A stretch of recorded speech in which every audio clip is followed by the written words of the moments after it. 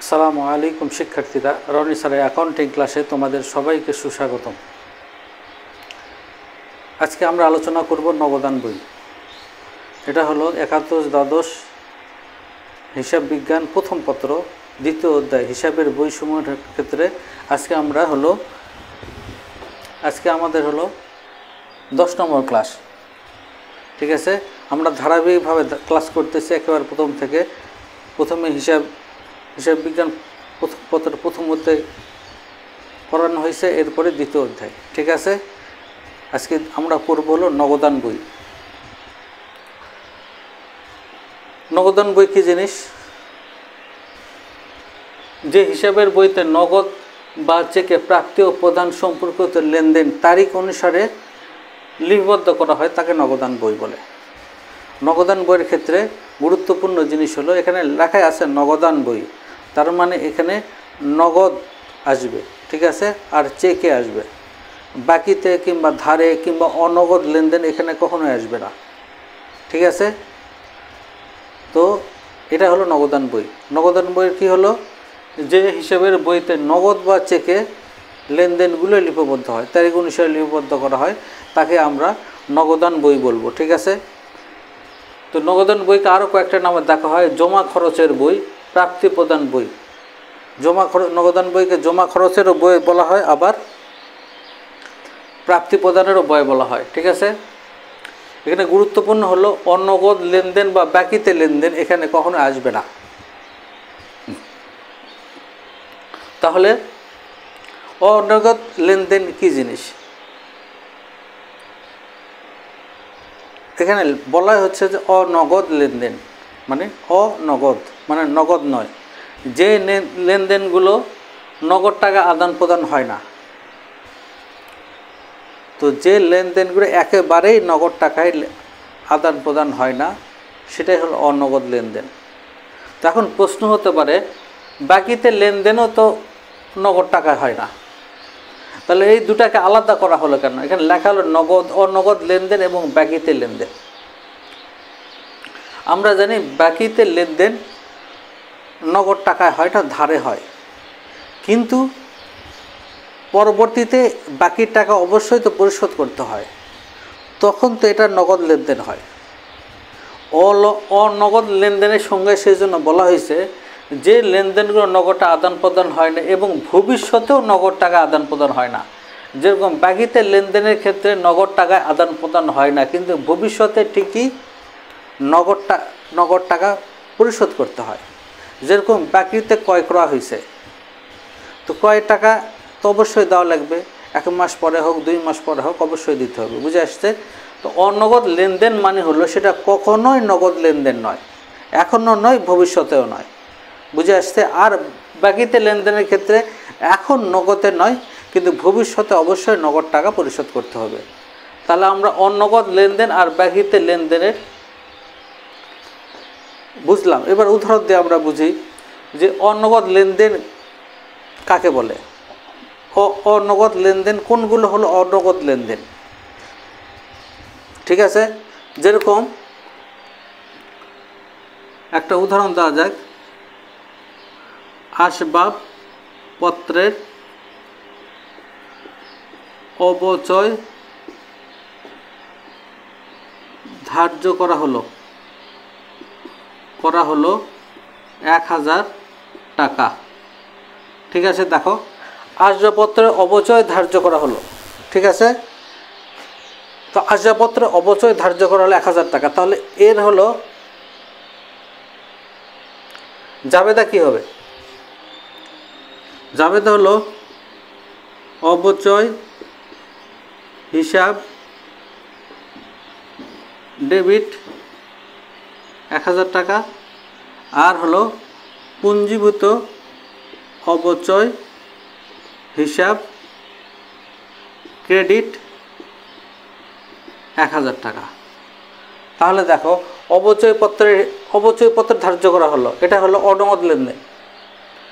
আর একটা বলি, অনগদ লেনদেন বোঝার সবচেয়ে সহজ উপায় হলো কোনটা অনগদ লেনদেন, এটা বুঝবা কীভাবে?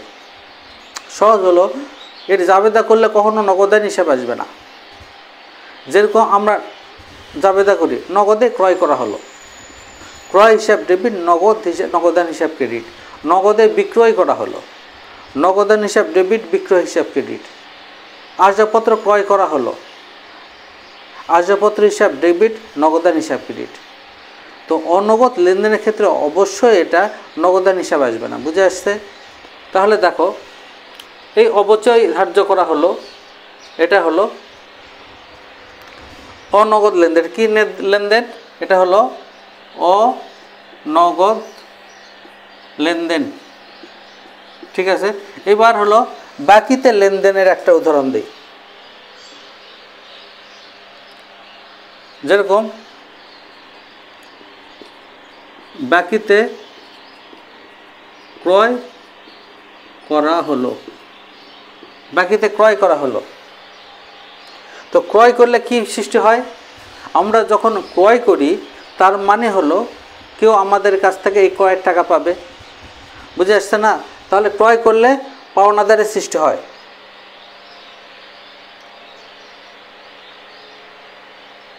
তাহলে কি এটা যাবে দেখি বাকিতে ক্রয় করা হলো, ক্রয় হিসাব ডেবিট,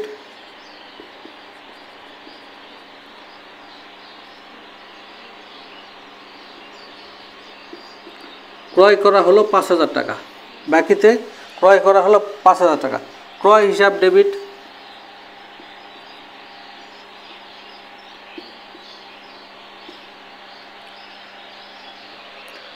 আর হলো বাকিতে ক্রয় করলে কি হয়? পাওনাদার হিসাব,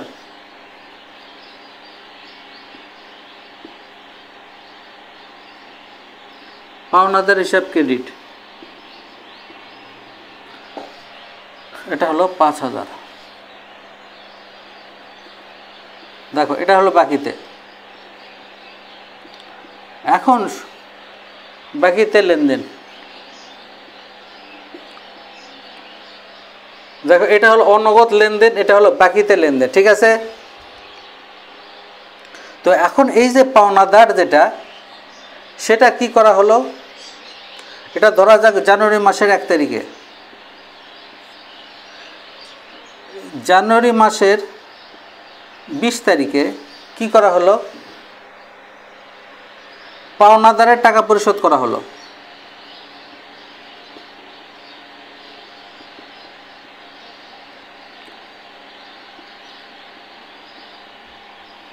পাওনাদারের টাকা পরিশোধ করা হলো। তাহলে দেখো এই যে পাওনাদার 5,000 টাকা ছিল, এই টাকা পরিশোধ করা হলো। তাহলে দেখো তখন জাবেদা কি হবে? এই পাওনাদার ক্রেডিট ছিল, এখন যেহেতু পাওনাদারের টাকা পরিশোধ করা হলো, তাহলে কি হলো? এই পাওনাদার এখন জিরো হয়ে যাবে, যেহেতু 5,000 টাকা এই পাওনাদারের যে পুরো টাকা ছিল সেটা পরিশোধ করা হলো, ঠিক আছে। পাওনাদারের টাকা পরিশোধ করা হলো 5,000, ঠিক আছে। তাহলে এখন এটাকে জিরো হয়ে যাবে, সেই জন্য পাওনাদার হিসাব কি হবে? ডেবিট।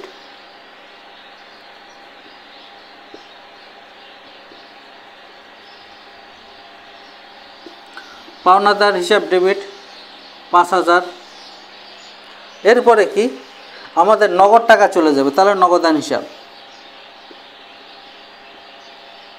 নগদান হিসাব ক্রেডিট, এই হলো 5,000, বুঝে আসছে? এই যে দেখো এইবার হয়ে গেল এটা নগদ লেনদেন।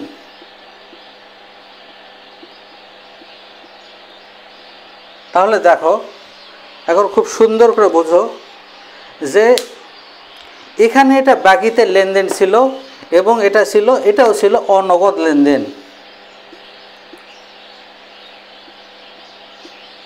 এটাও ছিল অনগদ লেনদেন,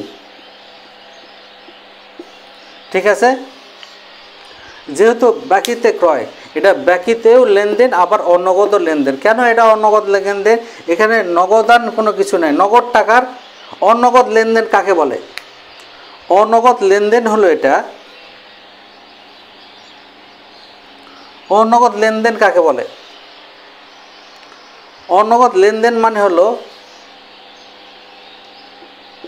নগদ টাকা বাড়েও না আবার কমেও না, তার মানে নগদ টাকাও বৃদ্ধিও পায় না, আবার হ্রাসও পায় না, কমেও যায় না। যে লেনদেনে নগদ টাকা বাড়েও না আবার হ্রাসও পায় না, সেটা হলো অনগদ লেনদেন। ঠিক আছে, দেখো এই বাকিতে লেনদেন যখন হয়েছে তখন নগদ টাকা বাড়েও নি কমেও নি, কিন্তু এই বাকিতে লেনদেনের হলো এই 20 দিন পরে 19 দিন পরে কি হয়েছে, এই পাওনাদারকে টাকা পরিশোধ করা হয়েছে। ঠিক আছে, তখন কি হয়েছে, নগদ টাকা কি হয়েছে, নগদ টাকা, যেহেতু নগদ টাকা পরিশোধ করা হয়েছে তার নগদ টাকা কমে গেছে। ঠিক আছে, তাহলে কি হলো, এই বাকিতে লেনদেন পরবর্তীতে পরিশোধ করার কারণে সেটা হলো নগদ লেনদেন হয়ে গেল। কিন্তু অনগদ লেনদেনগুলো হলো কি, এই যে অবচয় হিসাব অবচয় ধার্য করা, এটা সব সময় হলো অনগদ লেনদেন। এটা পরবর্তীতেও কখনো নগদ টাকা বৃদ্ধিও করবে না কমাবেও না, বুঝে আসছে? সেই জন্য এই অবচয় হিসাবকে বলা হয় অনগদ লেনদেন, বুঝে আসছে? তাহলে আমরা অনগদ লেনদেন আর বাকিতে লেনদেন এটা বুঝলাম। তারপরে আমরা আরও কিছু অনগদ লেনদেন সম্পর্কে জানব, আরও কিছু অনগদ লেনদেন, যেরকম হলো কুঋণ বা অনাদায়ী দেনা।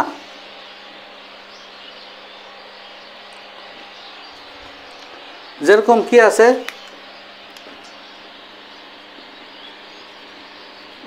কুঋণ একই অনাদায়ী দেনা ধার্য করা হলো 2000 টাকা। আচ্ছা, কুঋণ আর অনাদায়ী দেনা এই জিনিসটা আমরা বুঝবো। কুঋণ মানে কি? কু মানে খারাপ আর ঋণ মানে তো ঋণ। কুঋণ মানে হলে এমন একটা ঋণ যে ঋণের টাকা আমরা আর পাবো না। আর এটা আর একটা নাম অনাদায়ী দেনা। অনাদায়ী মানে আদায় হবে না এমন একটা দেনা। অনাদায়ী যেটা আদায় হবে না দেনা, সেটা হলো কি, আমরা বাকিতে বিক্রয় করেছি, ব্যবসা প্রতিষ্ঠান বাকিতে বিক্রয় করছি, তো বিক্রি করার ফলে দেনাদার হিসাব সৃষ্টি হয়েছে। দেনাদার মানে যাদের কাছ থেকে আমরা টাকা পাবো, কিন্তু এমন হয়েছে তার অবস্থা এরকম হয়েছে সে আর টাকা পরিশোধ করতে সক্ষম না, সে দেউলিয়া হয়ে গেছে, কিংবা সে মারা গেছে, কিংবা সে অন্য জায়গায় চলে গেছে, দেশ ছাড়া অন্য জায়গায় চলে গেছে। তো তার ফলে হয়েছে কি, তো তার আর দেনা আমরা সেই টাকা আমরা পাবো না। তো সেটা হলো কুঋণ বা অনাদায়ী দেনা। এটাও হলো কি, হলো অনগদ লেনদেন। কেন? রেজাবেদা করি, কুঋণ অনাদায়ী দেনা হিসাব ডেবিট। তারপরে কি, দানাদার হিসাব ক্রেডিট 2000 টাকা। তাহলে এটাও কি, এটাও হলো অনগদ লেনদেন। এরকম আছে, যেরকম আরেকটা কি, যেরকম পণ্য উত্তোলন করা হয়েছে, পণ্য উত্তোলন 3000 টাকা। পণ্য উত্তোলন মানে কি? পণ্য উত্তোলন মানে হলো মালিক কর্তৃক পণ্য উত্তোলন, মানে হলো মালিক তার নিজের ব্যবসা প্রতিষ্ঠান থেকে পণ্য নিজ প্রয়োজনে ব্যবহারের জন্য নিয়ে গেছে। তাহলে হলো এর জাবেদা কী হবে, পণ্য উত্তোলন আছে, তাহলে উত্তোলন হিসাব ডেবিট, আর হলো পণ্য মানে হলো ক্রয় হিসাব ক্রেডিট। তাহলে কি হলো, 3000। এটা হলো অনগদ লেনদেন।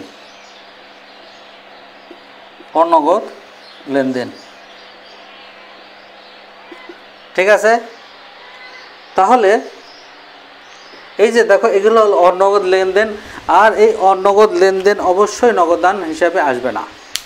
তাহলে আমরা নগদান বই, তাহলে আমরা বুঝলাম কি নগদান বইতে নগদ আর চেক বা ব্যাংক, নগদ আর ব্যাংক আসবে, এছাড়া আর কিছু আসবে না। ঠিক আছে, আর কি, আর হলো নগদান বইতে আসবে না কি, নগদান বইতে আসবে না হলো অনগদ লেনদেনে আসবে না, বাকিতে বা ধারে আসবে না। বুঝে আসছে? এরপরে কি নগদান বইয়ের প্রকারভেদ। তো প্রথম হলো সংক্ষিপ্তভাবে নগদান বই হলো মোটামুটি 4 প্রকার। বইতে বিভিন্নভাবে বলা হয়েছে, সারমর্ম হলো এটা। আর সেটা হলো কি 1 ঘরা নগদান বই, 2 ঘরা নগদান বই, 3 ঘরা নগদান বই, আর হলো হচ্ছে খুচরা নগদান বই। এখানে হলো এই 3 ঘরা এবং এই খুচরা নগদান বই, এখান থেকে প্রত্যেকটা বছর একটা আসবে। এই 3 ঘরা নগদান বই আর খুচরা নগদান বই এখান থেকে প্রত্যেকটা বছর আসবেই। তো আমরা কি করব, আমরা সবগুলোই মোটামুটি শেখাবো, কিন্তু এই দুটা হলো ভালোভাবে শেখানো হবে। ঠিক আছে, তো এখানে 1 ঘরা নগদান বই কি 2 ঘরা, এগুলো বিস্তারিতভাবে তোমাদের সামনে জানানো হবে। ঠিক আছে, এরপরে গুরুত্বপূর্ণ জিনিস হলো কন্ট্রা এন্ট্রি বা বিপরীত দাখিলা। কন্ট্রা এন্ট্রি কী জিনিস? কন্ট্রা এন্ট্রি বলতে আমরা বুঝি যে হিসাব বা যে লেনদেন নগদ এবং ব্যাংক উভয়কে প্রভাবিত করে, নগদ এবং ব্যাংক উভয়কেই প্রভাবিত করে, সেটা হলো কন্ট্রা এন্ট্রি। বুঝে আসছে? নগদ এবং ব্যাংক দুটাকে প্রভাবিত করবে। আমরা দেখব কন্ট্রা এন্ট্রি হলো কি, যে লেনদেনের সাথে নগদ এবং ব্যাংক উভয় জড়িত। কন্ট্রা এন্ট্রি মানে হলো বিপরীত দাখিলা। বিপরীত দাখিলা, বিপরীত দাখিলা কেন বলতেছে এই লেনদেনগুলো এরকম যে এটা হলো এটার সাথে নগদও জড়িত আবার ব্যাংকও জড়িত। তো পুরা হিসাব বিজ্ঞানের ক্ষেত্রে মাত্র কয়েকটা এন্ট্রি আছে যেগুলো নগদও জড়িত ব্যাংক জড়িত। মূলত হলো দুটা, একটা হলো কি, একটা হলো ব্যাংকে জমা দেওয়া হলো, ব্যাংকে নগদ টাকা জমা দেওয়া হলো, আবার কি ব্যাংক থেকে নগদ টাকা ওঠানো হলো। মেনলি এই দুটা এন্ট্রি হলো কন্ট্রা এন্ট্রি বা বিপরীত দাখিলা। ঠিক আছে, দেখো আমরা এখন বুঝবো। এই দেখো, নগদ টাকা ব্যাংকে জমা আর ব্যাংক থেকে নগদ টাকা উত্তোলন, এর সাথে আরও কিছু আছে, এটা আমরা পরে আলোচনা করব। এটারই একটা অংশ। নগদ টাকা ব্যাংকে জমা, তাহলে হলো কি, নগদ টাকা ব্যাংকে জমা যাবে, তা কী হবে, নগদ টাকা ব্যাংকে জমা দিছে, নগদ টাকা ব্যাংকে জমা। আমরা সবসময় মনে রাখবো, জাবেদা সবসময় মনে রাখতে হবে। যে জাবেদা বুঝবে এগুলো বোঝা তার জন্য সহজ, সেই জন্য জাবেদা ভালোভাবে বুঝতে হবে।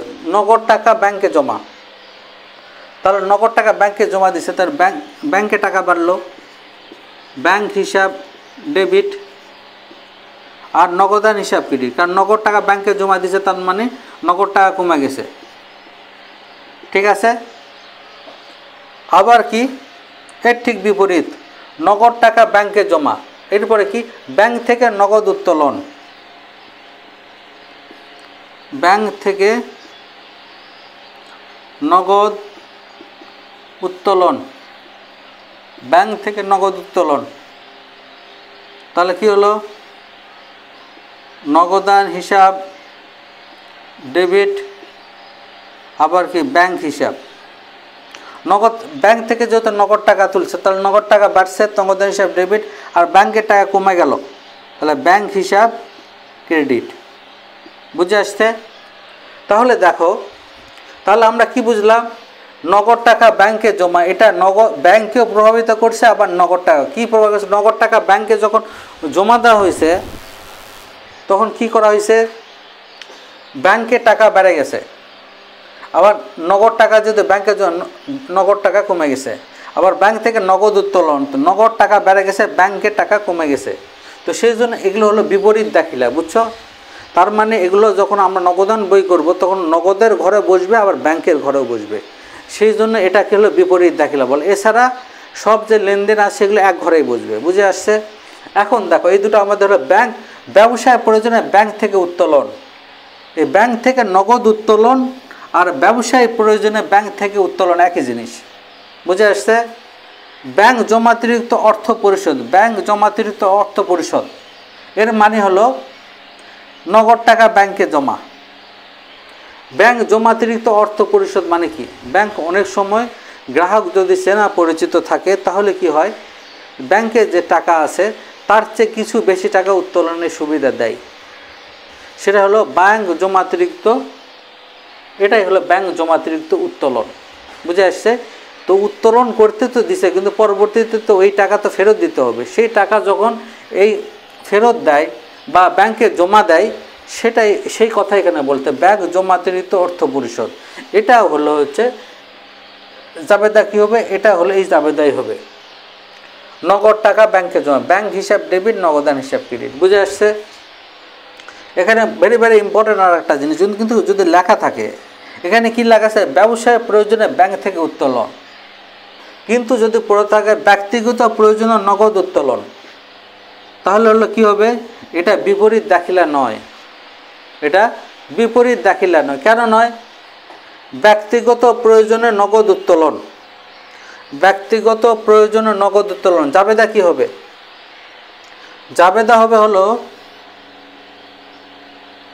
উত্তোলন হিসাব, এখানে যেহেতু নগদ উত্তোলন, উত্তোলন হিসাব ডেবিট।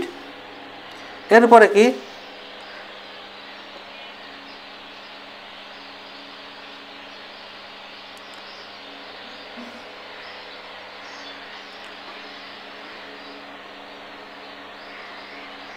ব্যাংক হিসাব ক্রেডিট। দেখো, ব্যক্তিগত প্রয়োজনে ব্যাংক থেকে নগদ উত্তোলন। ঠিক আছে? তাহলে ব্যক্তিগত প্রয়োজনে ব্যাংক থেকে নগদ উত্তোলন, জাবেদা কি হবে? উত্তোলন হিসাব ডেবিট, আবার হলো কি ব্যাংক হিসাব ক্রেডিট। বুঝে আসছে? কেন? ব্যক্তিগত প্রয়োজনে ব্যাংক থেকে, দেখো যখন ব্যবসার প্রয়োজনে ব্যাংক থেকে উত্তোলন করা হয়েছে তখন ব্যাংকের টাকা তো কমে গেছে, কিন্তু নগদ টাকা তো বাড়ছে। কারণ কি, এটা ব্যবসায়ের টাকা। কিন্তু ব্যক্তিগত প্রয়োজনে যখন ব্যাংক থেকে নগদ উত্তোলন করছে তখন কি হয়েছে, ব্যাংকের টাকা কমে গেছে, কিন্তু ব্যবসায়ের টাকা, ব্যবসায়ের যে নগদ টাকা ছিল সেটা কিন্তু বাড়েনি। কেন? মালিক নিজে নিয়ে গেছে। তো সেই জন্য এটা হবে কি, ব্যাংক, যেহেতু আমরা কি জানি, মালিক যখন নেয় তখন সেটা উত্তোলন। বুঝে আসছে? সেই জন্য উত্তোলন হিসাব ডেবিট আর ব্যাংক হিসাব ক্রেডিট। সুতরাং ব্যক্তিগত ব্যাংক থেকে নিলে সেটা বিপরীত দাখিলা হবে না। ঠিক আছে? এরপরে কি গুরুত্বপূর্ণ একটা জিনিস, সেটা হলো নগদান বইকে জাবেদা ও খতিয়ান উভয় বলা হয়। নগদান বইকে জাবেদা ও খতিয়ান উভয় বলা হয়। কেন? কারণ নগদান বই এমন একটা বই যেখানে জাবেদারও বৈশিষ্ট্য আছে, আবার খতিয়ানেরও বৈশিষ্ট্য আছে। জাবেদার কি বৈশিষ্ট্য আছে? যেরকম জাবেদাতে লেনদেনগুলো প্রাথমিকভাবে লিপিবদ্ধ করা হয়, তারিখ অনুসারে লিপিবদ্ধ করা হয়, ডেবিট ক্রেডিট অনুসারে লিপিবদ্ধ করা হয়। বুঝে আসছে? তো সেই জন্য এটার সাথে জাবেদারও মিল আছে, আবার কি খতিয়ানেরও মিল আছে। খতিয়ান যেরকম হিসাবের পাকা বই, নগদান বইকেও মাঝে সাঝে পাকা বই হিসাবে, নগদান বইকেও পাকা বই হিসাবে গ্রহণ মনে করা হয়। তাহলে কি হলো, খতিয়ান বইতে যেরকম তারিখ অনুসারে থাকে, খতিয়ান বইয়ে জেড নির্ণয় করা হয়। বুঝে আসছে? ঠিক সেরকম নগদান বইতেও কি করা হয়, জেড নির্ণয় করা হয়। তো এই কারণে কি বলা হয়, নগদান বইয়ের মধ্যে জাবেদারও বৈশিষ্ট্য আছে, আবার খতিয়ানেরও বৈশিষ্ট্য আছে। এই জন্য নগদান বইতে জাবেদা ও খতিয়ান উভয় বলা হয়। বুঝে আসছে? এটা হলো প্রায় পরীক্ষাতে এমসিকিউতে আসে। ঠিক আছে? কোন বইকে নগদানও বই বলা হয়, আবার খতিয়ানও বলা হয়। কোন বইকে জাবেদাও বলা হয়, আবার খতিয়ানও বলা হয়। নগদান বইকে আমরা জাবেদাও বলতে পারি, আবার খতিয়ান উভয় বলতে পারি। কেন বলতে পারি? কারণ এর মধ্যে নগদানেরও বৈশিষ্ট্য, এর নগদান বইয়ের মধ্যে জাবেদারও বৈশিষ্ট্য আছে, আবার কি, আবার খতিয়ানেরও বৈশিষ্ট্য আছে। সেই জন্য এটা জাবেদা আর খতিয়ান উভয়। তো আমরা কি করলাম, আজকে নগদান বইয়ের প্রাথমিক আলোচনা শেষ করলাম। হ্যাঁ, এর পরের ক্লাস থেকে আমরা কি করব, যে নগদান বইয়ের আমরা প্র্যাকটিক্যাল উদাহরণ শিখব। ঠিক আছে? তো আজকে এই পর্যন্ত। আল্লাহ তাআলা তোমাদের সবাইকে ভালো রাখুক। আল্লাহ হাফেজ।